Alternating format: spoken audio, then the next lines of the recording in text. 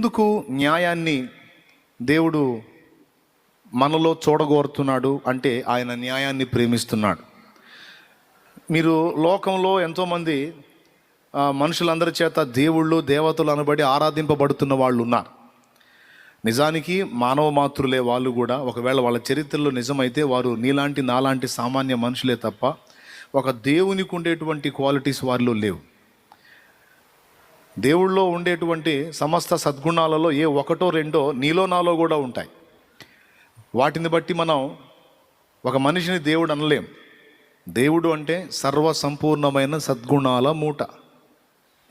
ఆయనలో ఇక దుర్గుణాలు చూద్దామన్నా కాగడా వేసి వెతికినా దొరకవు.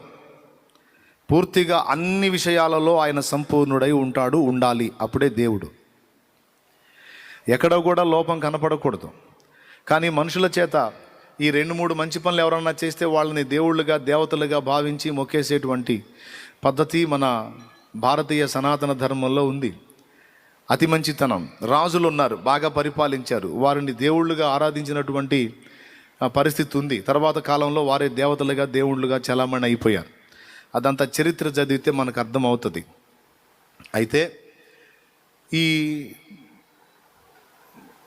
యేసు ప్రభుకి నేను గతంలో ఆరాధించినటువంటి వారికి వ్యత్యాసాలు ఏమేమి ఉన్నాయని ఒకసారి వెతుక్కుంటా కూర్చున్నప్పుడు నంబర్ 1లో కనబడింది న్యాయ ప్రవర్తన.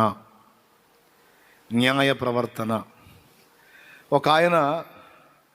ఒక ఆయనకు మాటిచ్చాడు, రాజ్యం నీకు అప్పగిస్తాను, మరి మీ అన్నని చంపేస్తాను, రాజ్యాన్ని నీకు అప్పగించేస్తాను, నీకెందుకు, నువ్వు ధైర్యంగా ఉండు, మీ వాడితో నువ్వు ఫైటింగ్ పెట్టుకో, నేను అతన్ని చాటు నుండి చంపేస్తాను అని మాటిస్తాడు. చివరికి అన్నదమ్ములు ఇద్దరు కలిసి ఫైట్ చేస్తూ ఉంటారు. అన్న బలవంతుడు, తమ్ముడు బలహీనుడు. అయితే వీళ్ళిద్దరు కలిసి ఫైట్ చేస్తూ ఉన్నప్పుడు అన్న ఏమనుకుంటాడు, నేను తమ్ముడితో పోరాడుతున్నాను అనుకుంటాడు. యుద్ధంలో యుద్ధ నీతి, యుద్ధ ధర్మం ఒకటి ఉంటుంది. వెనక దెబ్బ కొట్టకూడదు, అన్యాయం అది. ఒకడొకడితో పోరాడుతున్నప్పుడు ఆ పోరాడేవాడు వాడే చూసుకోవాలి, కానీ రెండోవాడు ఎంటర్ కాకూడదు. అది అధర్మం అవుతుంది, అన్యాయం అవుతుంది. కానీ ఇతనికి మాట ఇచ్చి యుద్ధం జరిగేటప్పుడు చెట్టును చాటు చేసుకొని అన్నని బాణంతో కొట్టేస్తాడు. అప్పుడు ఆ దెబ్బ తిన్న అన్న కొట్టినటువంటి వ్యక్తితో అంటాడు, ఎందుకు ఇంత దురాగతానికి పాల్పడ్డావు, ఎందుకు ఇంత అన్యాయం చేసావు అని అడుగుతాడు. ధర్మాన్ని నిలబెట్టడానికి నేను ఇట్లా చేశాను అంటాడు.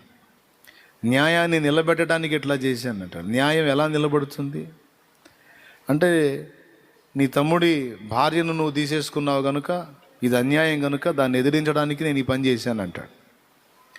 అంటే న్యాయాన్ని నిలబెట్టడానికి నువ్వు న్యాయంగానే నన్ను అడిగేది ఉండే, బుద్ధి చెప్పేది ఉండే, కానీ ఇలా అన్యాయంగా నన్ను వెనక నుంచి వెన్నుపోటు పడవటం అనేది కరెక్ట్ కాదు కదా అంటే, అంతే, అది న్యాయం కోసం అలా చేయాల్సి వచ్చింది అన్నాడు ఒక రాజు. న్యాయం కోసం అన్యాయం చేసి న్యాయాన్ని నిలబెడతాను అనేది సరైన మాట కాదు.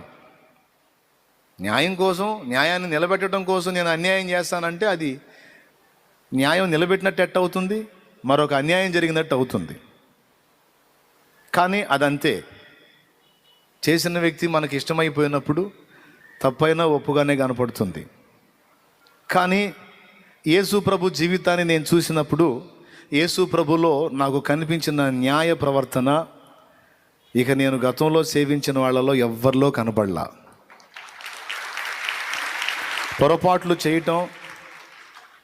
పొరపాట్లు చేయటం, అన్యాయంగా ప్రవర్తించటం, అదేమంటే లోక కళ్యాణం,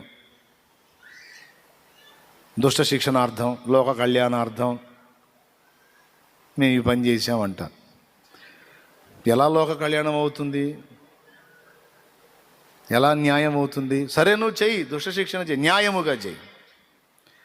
కానీ న్యాయం తప్ప అన్యాయంగా చేసి మళ్ళీ నేను న్యాయాన్ని నిలబెట్టడానికి వచ్చానంటే ఎట్లా కుదురుతుంది?